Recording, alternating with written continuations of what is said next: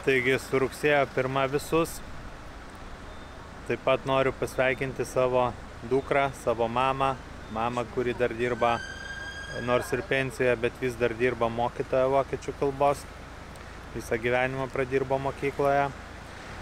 Savo dukrą, kuriai tikriausiai jau šiandieną 3 gyvenimo etapas naujas, nes pirmasis buvo darželis, antrasis etapas buvo progimnazija ir dabar įžengia į 3 etapą, kai prasideda 1 gimnazinė klasė, tai yra 9-okė.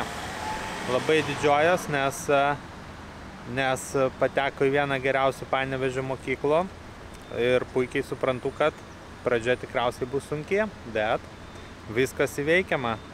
Tai visus su švente, kaip bebūtų, rugsėjo 1 buvo kiekvieno iš mūsų gyvenime, kieno 9 ar 10 metų, kieno 12 metų, tai su švente visus dar kartą.